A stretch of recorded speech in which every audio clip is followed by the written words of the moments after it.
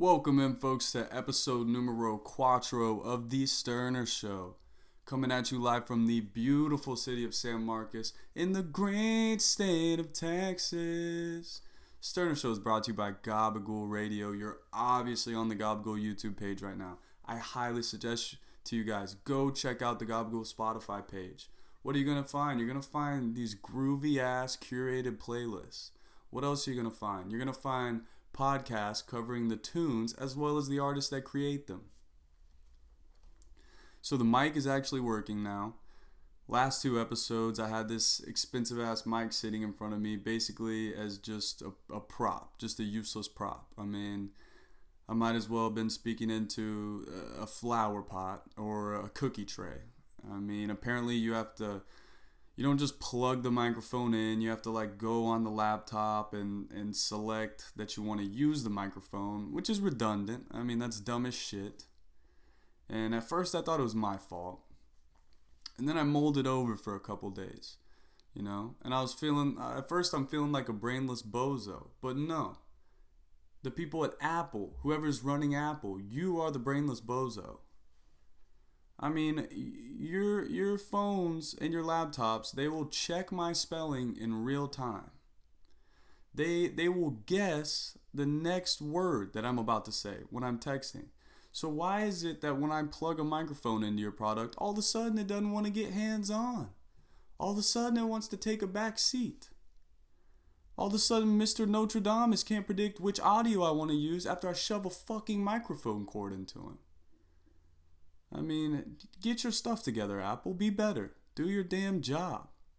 This is your one warning. Because I will unleash an all-out attack on you the same way I did to little vampire Zuckerberg. Did y'all see what happened to little Zuck? Little broke boy Zuck, huh? Meta stock falls 27% in one day. When I attack, it is swift and it is deliberate. All I had to do was go on him at my show, talk shit about him on my show. I make a couple calls to my friends in the tech world. Don't think I'm not connected. I'm fucking connected. And all of a sudden, little broke boy Zuck loses 24 billion of his own personal net worth, huh? 24 billion gone. He's going to be standing on the street corner when I'm done with him. He's going to be staying at Holiday Inns, flying fucking Delta. I mean, I'm coming at what you hold most dear to your heart, little vampire Zuck. I'm coming at that sweet stack of cash you got. And if you want to keep playing around with this virtual world bullshit nonsense, don't think that I won't hesitate to pick up my phone and make some more calls. 24 billion, that's just the beginning. That's just the beginning of what could happen. Maybe 10 different women come out and accuse you of sexual harassment. Maybe an old video resurfaces of you using the N-word a couple times. And not the cool rap song way, the fucking NASCAR fan type way, the diehard NASCAR fan type way. Anything could happen, little broke boy Zuck. That's what I love to see right there. That shows you how strong this show is, how far our reach is. Already getting on Zuck's ass. He is right, though, about TikTok being a big reason that Facebook is dying. The reason TikTok is so successful, other than being made by, the Chinese, China gang, the only reason why, or the reasons why TikTok is so successful, it's not the hot girls shaking ass, it's not the memes, it's not the sounds, it's the fact that you get 100% full video access to some of the dumbest, dirtiest, weirdest, half-brain adults that the U.S. has to offer. I mean, now if these half-brains were on Facebook, they would most likely be, using their words. They'd be sitting there typing out their brainless thoughts. And that's not as fun. Nobody wants to read the ramblings of an idiot. I want to see you. I want to see where you're at. That's the best part about it. You get to see these shacks that these people are living in. They're not houses. I mean, there's stuff all over the floor. There's drawings on the wall most of the time. Shit written on the wall. The best is when you get 3 or 4 half-brains that are living together.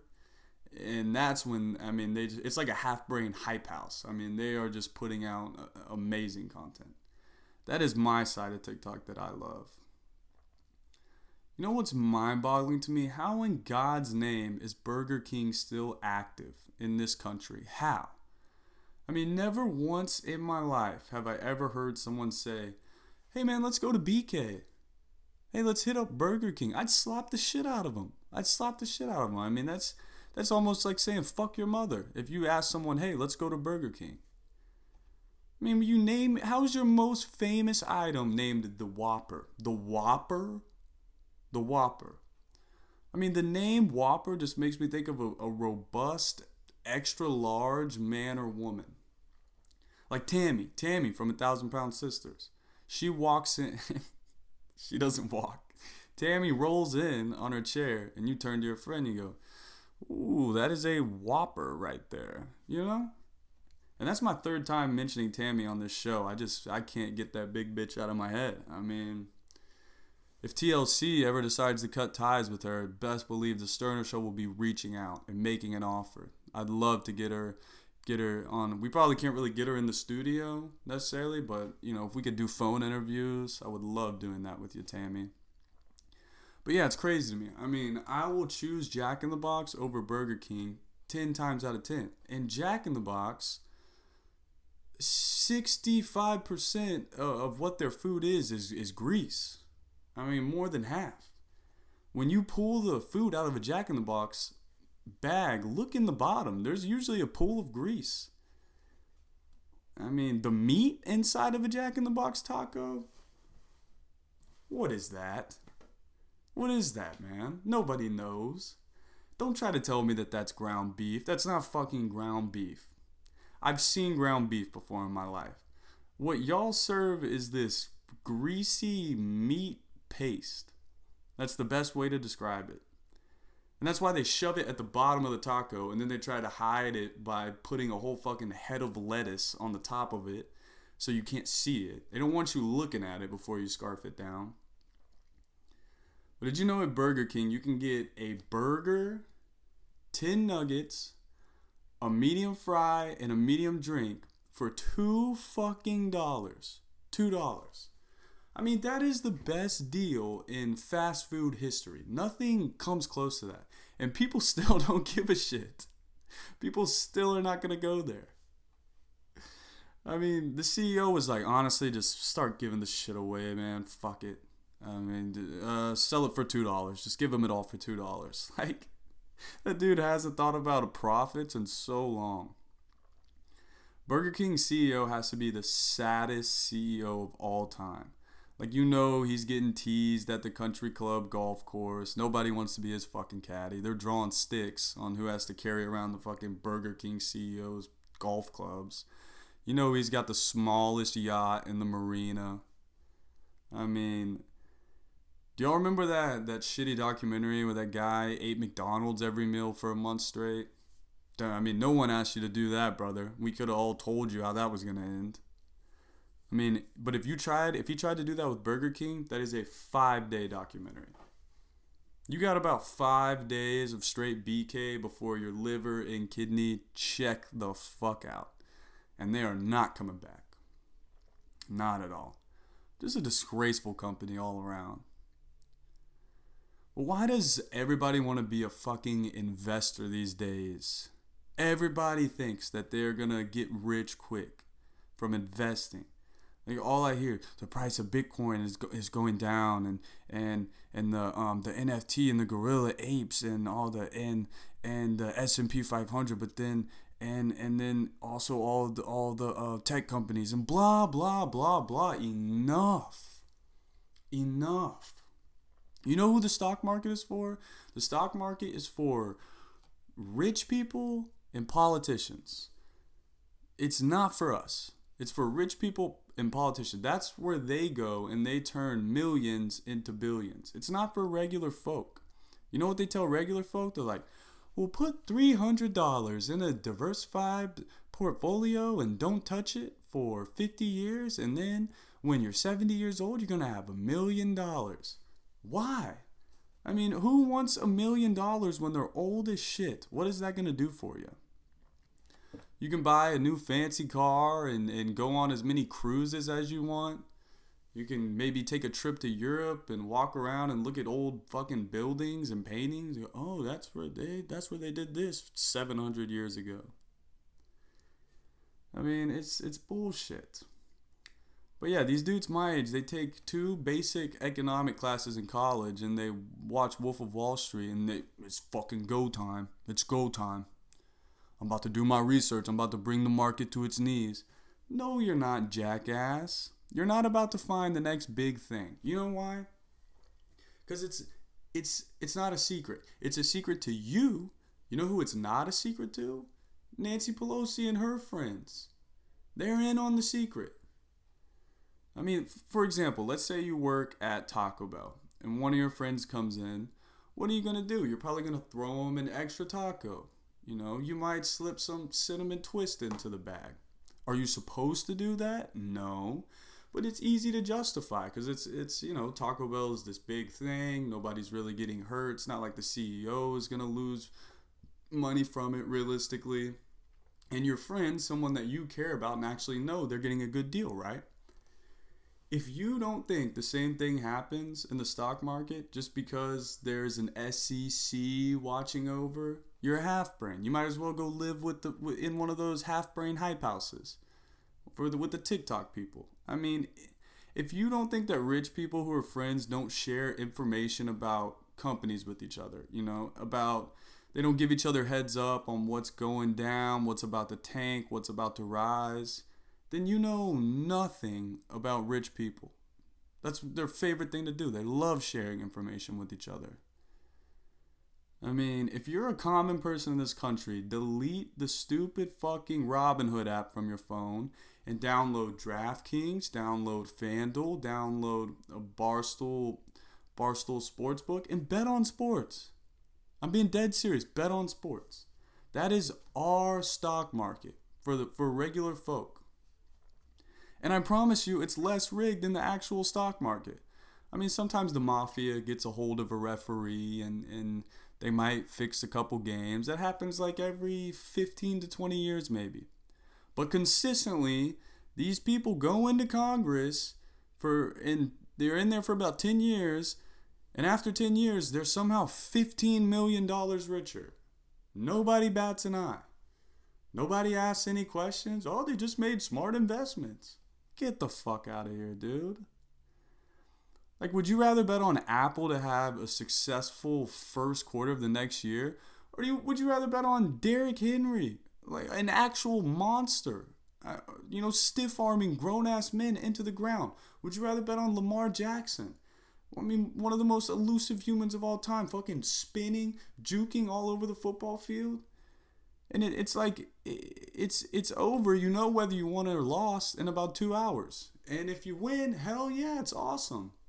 And if you lose, like, yeah, it sucks, but at least you know that it wasn't rigged. At least you got a fair choice. And I understand girls aren't really into sports and don't really want to bet on it, but I have a plan for that. I want to completely revolutionize betting for women. Like, we're going to take, like, The Bachelor, for example. Like, when The Bachelor's airing, you can Google the results. You can see who won. And guess what? We're not doing that shit anymore. Everybody that was on the show signed an NDAs, and we're not putting any of that information online. And then I'm going to create an app where girls can bet on things like who's going to win. Who's going to win the whole thing. I think it starts with like 20 of them, you know. You have good odds on every one. Who's your winner? How many episodes do you think certain girls are going to last? Who's going to get eliminated first? Which girl's going to get to sleep with the Bachelor first? I mean, there's endless opportunity. Euphoria, that's a huge show right now with girls and guys that like other guys. We can do that. We can say over under. How many cocks are going to be in this episode? They're going to be 6 cocks? They're going to be less than 6 cocks? You could say how many times is the crack pipe getting busted out on this episode?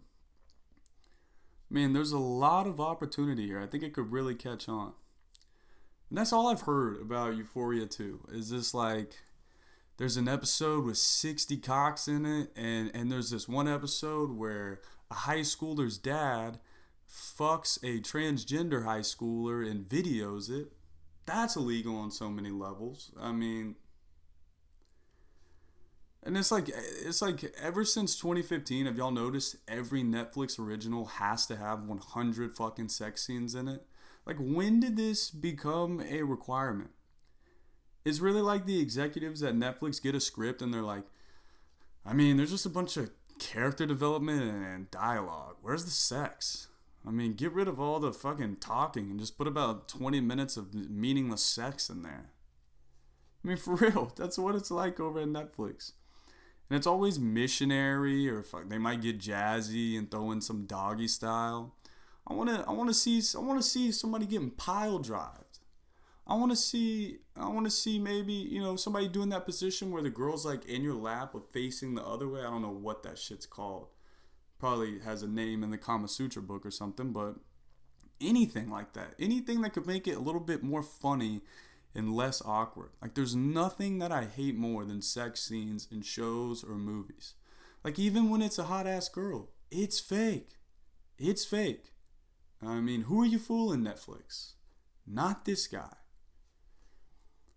Well, dude, look at this bitch ass picture of Gary Vee. Oh my God, I hate Gary Vee. I hate Gary Vee so much, man.